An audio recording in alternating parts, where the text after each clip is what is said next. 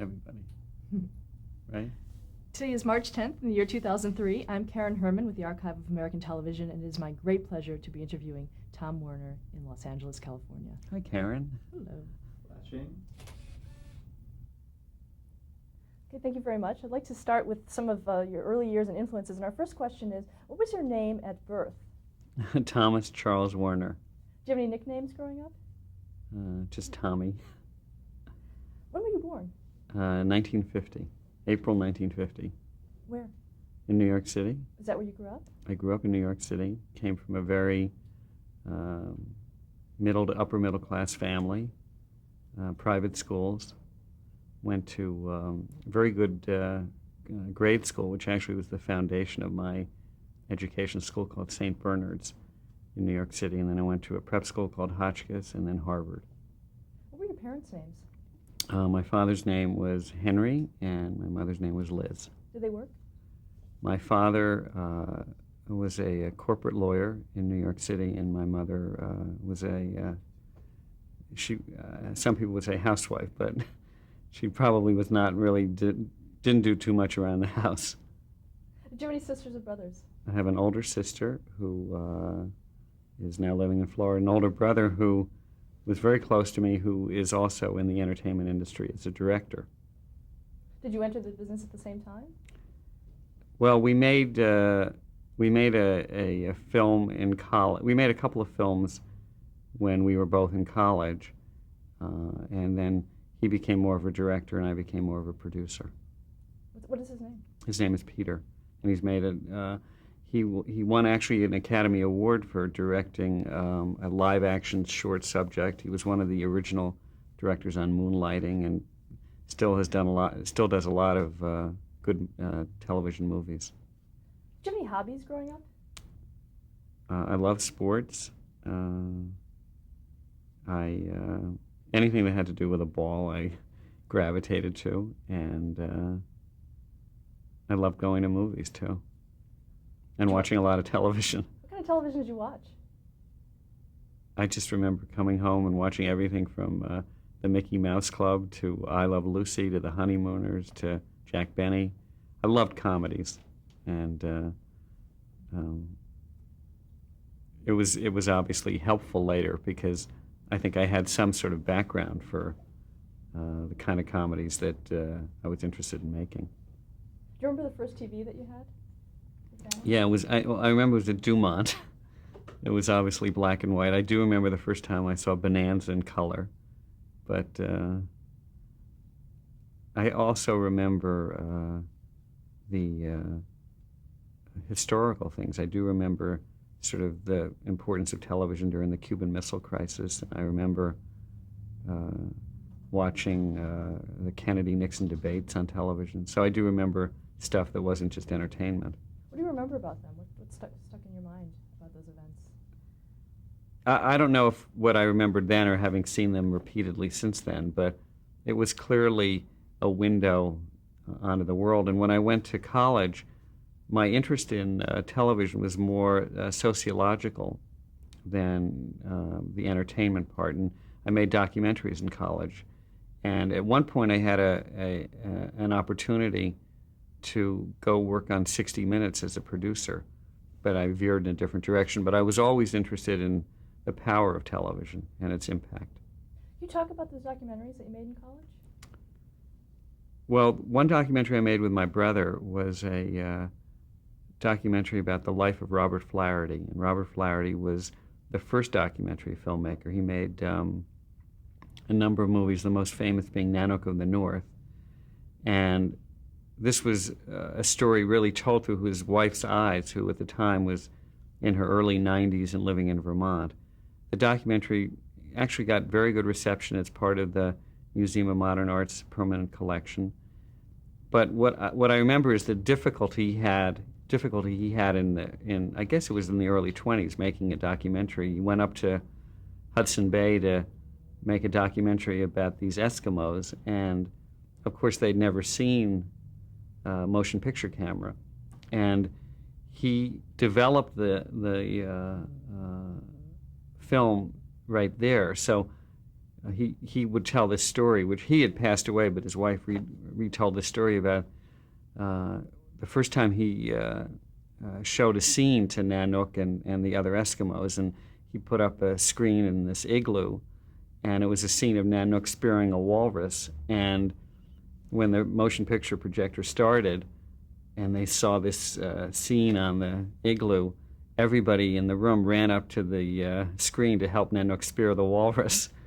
So it was sort of it was a very interesting way of getting involved in the better part of making movies. This was, I mean, he was obviously doing something that was very special. So I think I learned early on that making something of quality was something that would be worthwhile.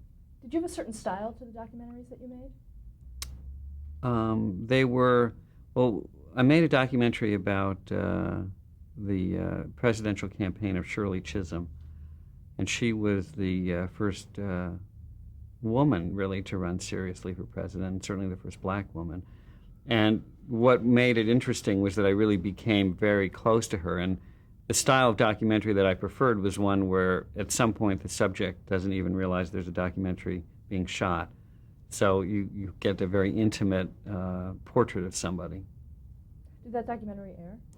That documentary aired on PBS. Was this after you graduated from college? I think it was shot the summer I graduated from college, What or shortly after. What did you major in college? Government. Did you produce any other documentary films?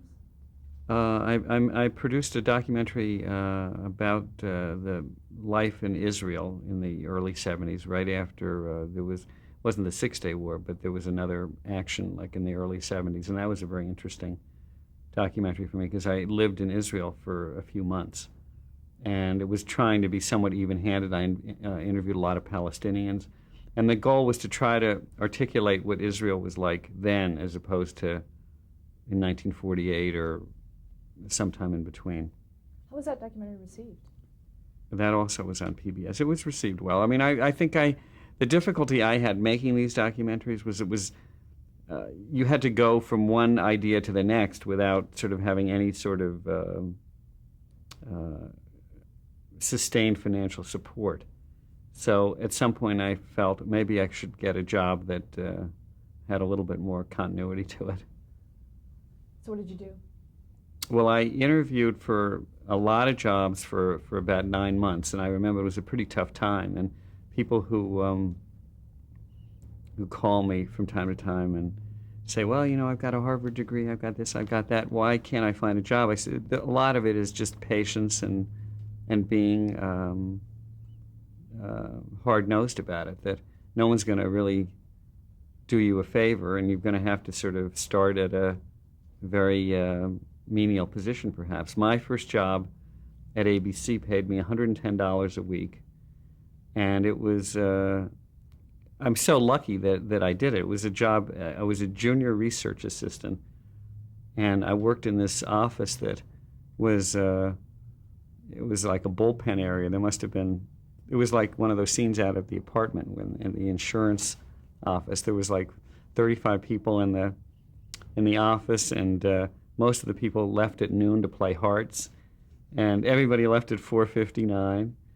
But for me, it was a fantastic start because research really is the heart of a network. It's really the fact of the matter is all shows have to work or not based on ratings. So it gave me a fantastic understanding of the guts of the business, and you interfaced with the sales department, and you interfaced with the entertainment department, you interfaced with the news department, and it was a very interesting time. And I was, at the time, ABC was doing so poorly. They had a story that if you put the Vietnam War on ABC, it would be canceled in 13 weeks. So there was a sense of like, this place is like a joke. And Patty Hearst, who was a very celebrated person who was being hunted by the FBI at the time, they used to say that she was starring in our Sunday Night at 8 show. So there was really a sense that this place, the only thing that could happen is that it can be turned around. And I'm sitting there making $110 a week writing memos and saying to people, "Are you watching this stuff that's going on? It's terrible." What year would you say that was? 72. I was in New York in research from 72 to 75. And then I was in the entertainment division in New York, having created this bogus job of like, well, you need some satellite division in New York in the entertainment area, and I conned a couple of people into giving me that job. And then in 1976, I moved to California. Going back to the research department, what were some of the research methodologies used at that time? Well, one of the things that I learned is that research is very much something that you can manipulate. We had a show on ABC called Kolchak the Night Stalker with Darren McGavin. And the pilot was good, but the series was terrible. And the man who was running ABC at that time, his name was Fred Pierce, was a person who had come from research, so he believed in the value of it. And he would study this research, and the research said that those people who were watching Kolchak loved it. But you come in every Tuesday, whatever, and look at the ratings, and the ratings were terrible. And I said, the show stinks.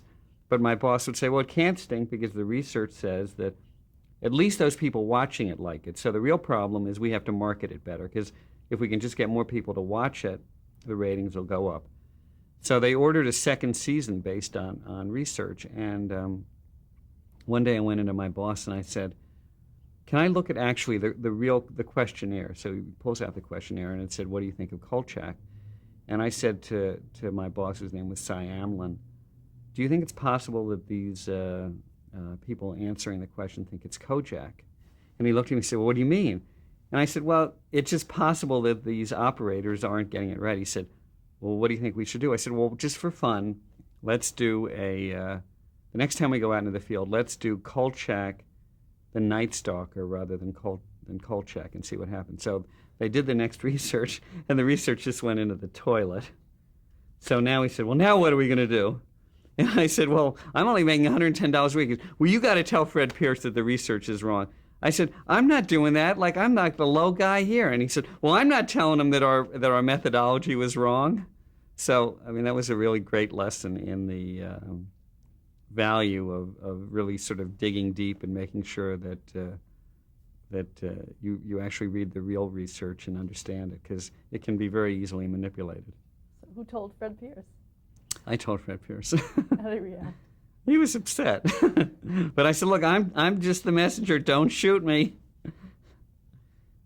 Did that do anything for your career? How did you... Well, I became somewhat known as an irritant. I would send these memos out and saying, what is going on? I mean, I would actually just like send memos to people in the entertainment division. So finally, I think my goal was to goad someone into giving me a shot. And then I actually did, and so I'm sitting there in New York, and the first thing I figure out is maybe I can get some interest if I just take an area that nobody is interested in and just sort of take it as my own. So I started to watch all the British shows, and I saw a show called Man About the House that I thought was really something that we could actually buy the format rights to and develop. And somehow or other, I did acquire the show, and I got the tape to Fred Pierce, not to Fred Pierce, to Fred Silverman, who was head of the entertainment division. And we did a pilot which was called Three's Company. And one of the things that was interesting in those days is that you had a certain kind of executive at the networks that I don't think exists anymore for lots of reasons. And when Marcy's here, we can talk about that. But Fred believed so strongly in the idea of it that even though we made a kind of a scratchy pilot, that he said, well, let's keep going, because somehow I think this is going to work. So we actually made 3 pilots on Three's Company before it went on the air. And the first time we made it, John Ritter was in the pilot. And the second pilot, and there were 2 other people who ended up not being on the air. And then we made a pilot with John Ritter and Joyce DeWitt. And the other role wasn't well cast. And the third pilot we made with Suzanne Summers and Joyce DeWitt and John Ritter, and that went on the air. But it was a real interesting lesson about how, if the script isn't right and you believe in the inherent idea, you keep working on it. If the pilot isn't right and you still feel that there's something in it, you don't just sort of give up. You keep sort of chiseling away. What about the controversial aspects of the show? How were those handled by the network? Oh, how was the show controversial? In the sense it seems that sort of fluffy to me. It was, but in the sense that Jack Tripper, was pretending to be a homosexual at that It was more. It was done more for light comedy and farce. And one of the reasons I like the show so much is that it had a real physical quality to it, so it wasn't just a radio play.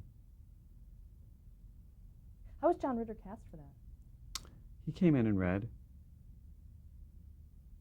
Talk about working with Fred Silverman. When did you first meet him? I don't remember the first meeting that I had with him, but he was.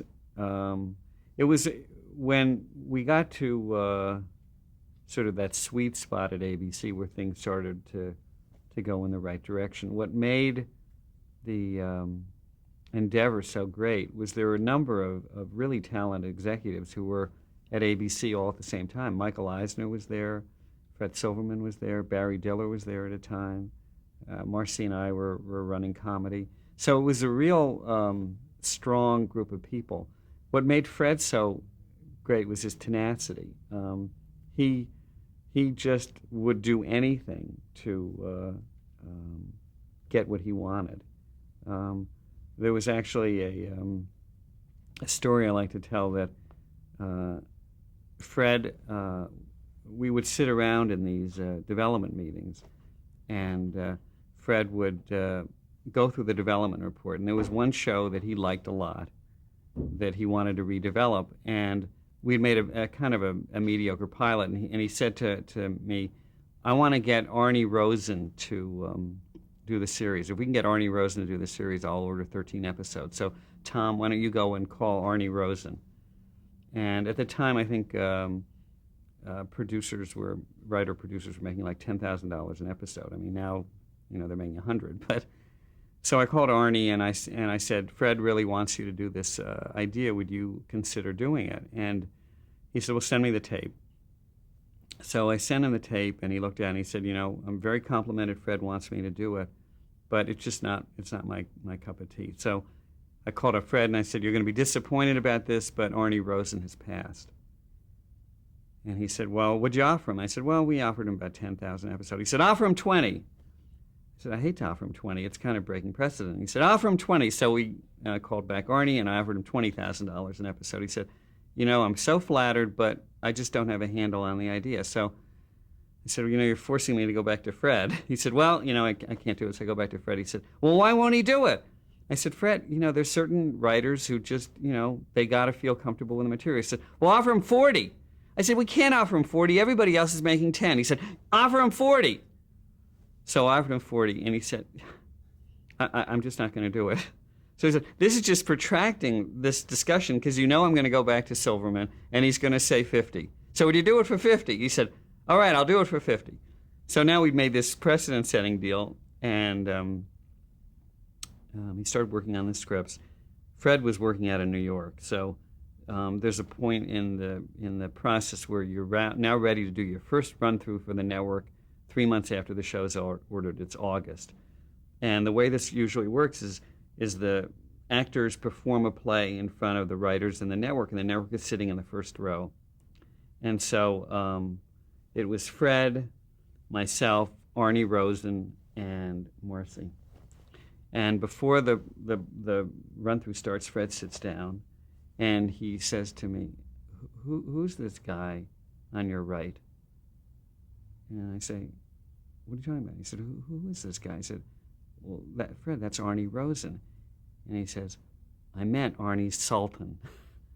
So we had actually hired the wrong guy. And now, he was making 13 episodes times $50,000. But that was sort of an example of Fred's insanity. But the fact is that what was happening was the network was running on all cylinders, and the shows were good. So these kind of things, it didn't matter because it was a bad series, but at the same time we were doing all this other great stuff. What series was it? You know what? I don't even remember the title of it right now. It's forgettable. Now, were you in Los Angeles at this point? At that point, I had moved to Los Angeles. Okay. When was that? I moved to Los Angeles in the summer of 1976, and Michael Eisner had talked to me about moving out to California, and he had called Marcy Carsey, who was the director of comedy development, and asked her to talk to me.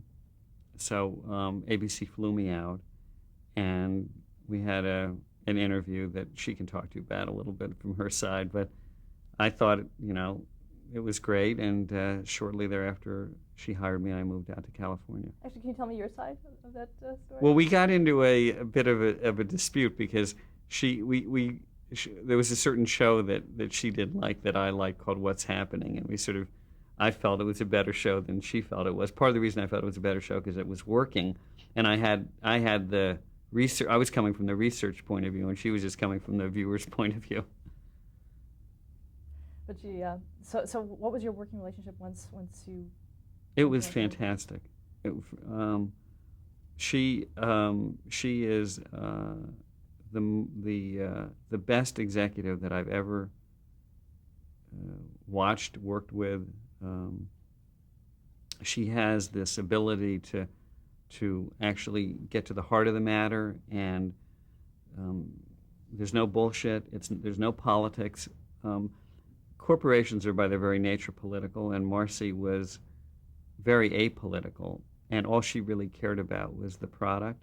So that was a great experience. I learned a lot about what's really important is the audience, and the rest of it, you have to understand the politics in some ways to get what you want accomplished. But she never was about her career, and I think that she would have rather been a waitress in Cape Cod rather than work for a company that was sort of not doing the right thing. So that was a real extraordinary lesson that I learned as somebody who, I think she gave me confidence and a certain kind of fearlessness, which obviously was very helpful later, because as we left ABC, it was a kind of scary time, but having her on my left was fantastic. Now, what was her title when you joined? She was the director of comedy development, and I was the manager. But because we were really doing great work, we got promoted every other month. So at one point, she was actually head of primetime programs, and I was head of primetime development. What were some of the shows that you developed at that time?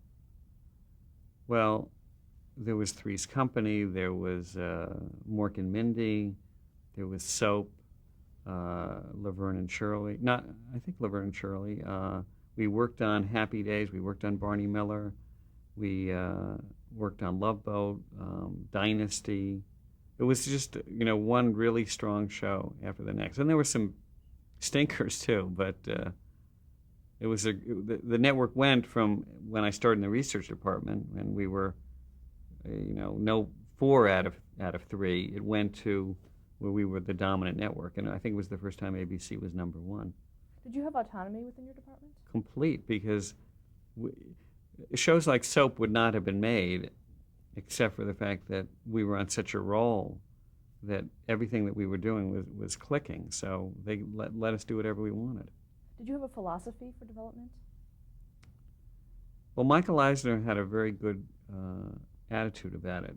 He said, as long as you guys deliver us a hit every year, we don't mind you taking chances and having a number of pilots that don't work. So I thought that was a great lesson, because instead of trying to get everything to be sort of homogenized, we were given the freedom to take a lot of chances. And, a show like Mork and Mindy, Marcy and I went to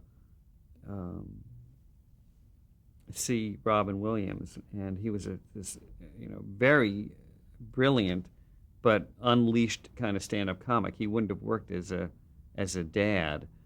And we talked to Gary Marshall, who was doing Happy Days at the time, about, is there some way that you can come up with some format for Robin?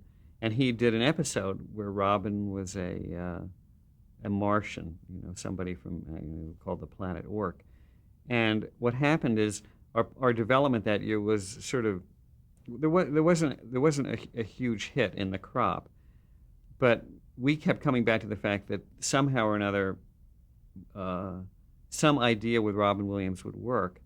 And we had made this pilot called Sister Terry with Pam Dauber, which wasn't a very good pilot, but we showed um, Gary the pilot of Sister Terry and said, "What about if she is some sort of earthling and they have some sort of nice romantic relationship?"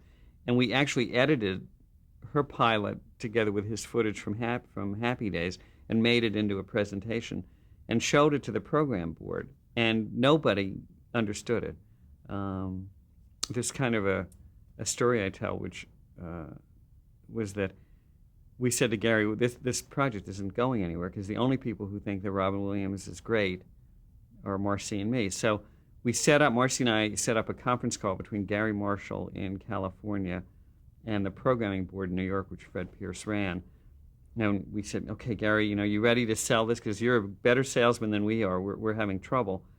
And Fred Pierce called him up, and he had a lot of respect for Gary. But he said, Gary, I have to say, nobody gets this show except for Marcy and Tom. It seems to us it's like a one-joke show. And Gary said, well, it is a one-joke show. And so my heart sank. He said, but Three's Company is half a joke, Fred. And then Fred laughed, and the show was sold based on the fact that he actually had a point that Three's Company was sort of a thin idea. And because he made Fred Pierce laugh, the show got on the air. Because nothing that we had done was making any movement. But once he said that, sort of, Fred gave us the go ahead.